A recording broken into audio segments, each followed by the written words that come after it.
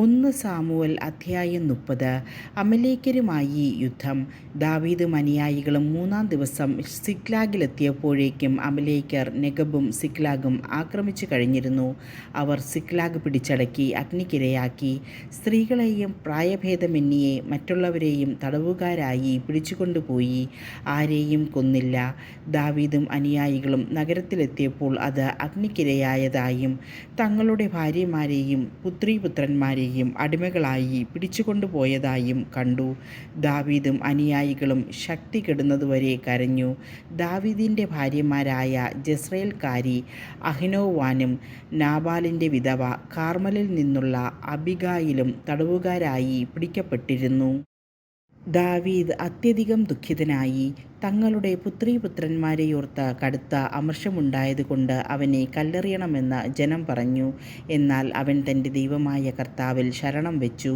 ദാവീദ് അഹിമേലെക്കിൻ്റെ മകനും പുരോഹിതനുമായ അബിയാഥറിനോട് പറഞ്ഞു, ഏഫോദ് എൻ്റെ അടുക്കൽ കൊണ്ടുവരിക. അബിയാഥർ അത് കൊണ്ടുവന്നു. ദാവീദ് കർത്താവിനോട് ആരാഞ്ഞു, ഞാൻ കവർച്ചക്കാരെ പിന്തുടരണമോ? ഞാൻ അവരെ പിടികൂടുമോ? കർത്താവ് അരുളിച്ചെയ്തു, പിന്തുടരുക. തീർച്ചയായും നീ അവരെ പിടികൂടി സകലരെയും വീണ്ടെടുക്കും. ദാവീദ് തൻ്റെ 600 അനുചരന്മാരോടും കൂടെ ബസോർ നീർച്ചാലിനടുത്തെത്തി. കുറേ പേർ അവിടെ തങ്ങി. ദാവീദ് 400 പേരോടൊത്ത് മുന്നേറി. 200 പേർ ക്ഷീണിച്ചവശരായി ബസോർ അരുവി കടക്കാനാവാതെ അവിടെ തങ്ങി. അവർ ഒരു ഈജിപ്തുകാരനെ വെളിമ്പ്രദേശത്ത് കണ്ടു. അവനെ ദാവീദിൻ്റെ അടുക്കൽ കൊണ്ടുവന്നു. അവർ കൊടുത്ത അപ്പം അവൻ ഭക്ഷിച്ചു. കുടിക്കാൻ വെള്ളവും അത്തിപ്പഴം കൊണ്ടുള്ള ഒരു കഷ്ണം അടയും 2 കുല ഉണക്കമുന്തിരിയും അവന് കൊടുത്തു. ഭക്ഷിച്ചു കഴിഞ്ഞപ്പോൾ അവന് ഉണർവുണ്ടായി. 3 രാത്രിയും പകലും അവൻ ഒന്നും തിന്നുകയോ കുടിക്കുകയോ ചെയ്തിട്ടില്ലായിരുന്നു. ദാവീദ് അവനോട് ചോദിച്ചു, നീ ആരാണ്? എവിടെ നിന്ന് വരുന്നു? അവൻ പ്രതിവചിച്ചു, ഒരു അമലേക്യൻ്റെ വേലക്കാരനായ ഈജിപ്തുകാരനാണ് ഞാൻ. 3 ദിവസം മുൻപ് എനിക്കൊരു രോഗം പിടിപെട്ടതിനാൽ യജമാനൻ എന്നെ ഉപേക്ഷിച്ചു. ഞങ്ങൾ ക്രേത്യരുടെ തെക്കുഭാഗവും ആക്രമിച്ചു. സിക്ലാഗ് തീവച്ച് നശിപ്പിച്ചു. ദാവീദ് അവനോട് ചോദിച്ചു, ആ സംഘത്തിൻ്റെ അടുക്കിലേക്ക് നിനക്ക് എന്നെ കൊണ്ടുപോകാമോ? അവൻ പറഞ്ഞു, അങ്ങെന്നെ കൊല്ലുകയില്ലെന്നും എൻ്റെ യജമാനൻ്റെ കയ്യിൽ എന്നെ ഏൽപ്പിക്കുകയില്ലെന്നും ദൈവനാമത്തിൽ സത്യം ചെയ്താൽ ഞാൻ അങ്ങയെ ആ സംഘത്തിൻ്റെ അടുക്കലെത്തിക്കാം. അവൻ ദാവീദിനെ കൂട്ടിക്കൊണ്ട് ചെല്ലുമ്പോൾ അവർ തിന്നും കുടിച്ചും നൃത്തം ചെയ്തും ആ പ്രദേശത്തെല്ലാം വിഹരിക്കുകയായിരുന്നു. അവർ ഫിലിസ്ത്യദേശത്ത് നിന്നും യൂദായുടെ പ്രദേശത്തു നിന്നും ധാരാളം കൊള്ളവസ്തുക്കൾ തട്ടിയെടുത്തിരുന്നു. അന്ന് സന്ധ്യ മുതൽ പിറ്റേന്നാൾ സന്ധ്യ വരെ ദാവീദ് അവരെ കൊന്നൊടുക്കി. ഒട്ടകങ്ങളുടെ മേൽ കയറി ഓടിപ്പോയ 400 പേരൊഴികെ മറ്റാരും രക്ഷപ്പെട്ടില്ല.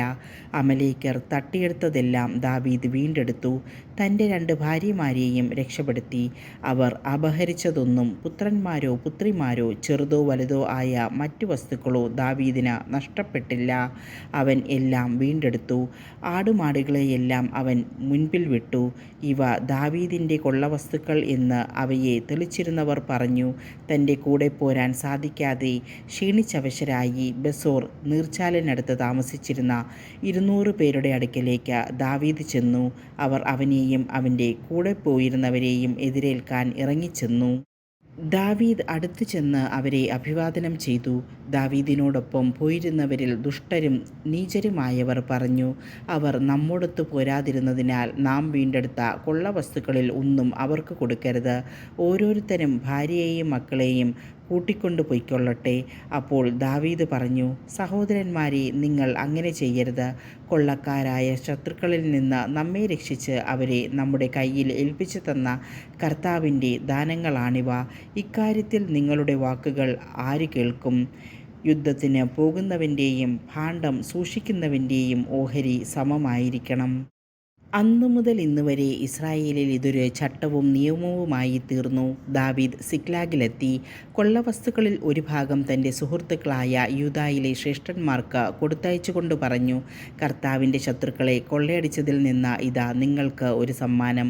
ബഥേൽ, നെഗബിലെ, റാമോത്ത്, യത്തീർ എന്നിവിടങ്ങളിലുള്ളവർക്കും അരോവർ, സിഫ്മോത്ത്, എഷ്തെമോവ, റാക്കൽ, ജറമാല്യരുടെയും കേന്യരുടെയും പട്ടണങ്ങൾ, ഹോർമ, ബൊറാഷാൻ, അത്താക്ക്, ഹെബ്രോൺ എന്നിങ്ങനെ ദാവീദും അവൻ്റെ ആളുകളും ചുറ്റിത്തിരിഞ്ഞ സ്ഥലങ്ങളിലുള്ള എല്ലാവർക്കും ഓരോ ഭാഗം കൊടുത്തയച്ചു.